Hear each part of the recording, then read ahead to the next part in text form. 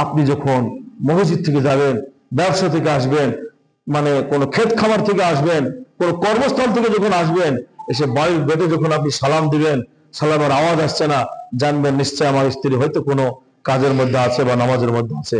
গেটটা খুললো, কি গেটটা হয়তো খোলাই ছিল, সালাম দিয়ে প্রবেশ করলেন, দেখলেন আপনার স্ত্রীও নামাজ আদায় করছে।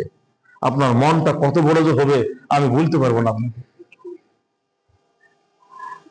এই আদর্শ কবে আসবে আপনার আমার ভিতর? আমি নামাজে, আমার বউ নামাজে নাই, আমার বউ নামাজ পড়ে আমি নামাজ পড়ি না, আমি নামাজ পড়ি আমার ছেলে মেয়ে নামাজ পড়ে না, শাসনই তো নাই, কিভাবে হবে? ইসলাম কিভাবে আগাবে? এই জন্যে সকলকে আপনারা বুঝান, বড় হয়ে গেছে ছেলে মেয়ে, তাদেরকে কায়া মাথায় সুন্দর করে হাত বেড়ে আদরের সাথে ডাকিয়ে তাকে বুঝান, নামাজের জন্য আহ্বান করেন। আপনি নিজে বাঁচুন, আপনার ছেলে মেয়েকে আপনি বাঁচান।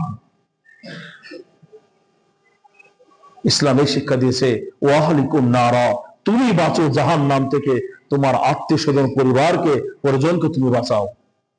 যেন ভাই মহাতারাম বুজুর্গ দোস্ত আজিজ, আমাদের সকল কি জাহান্নাম থেকে বাঁচতে হবে।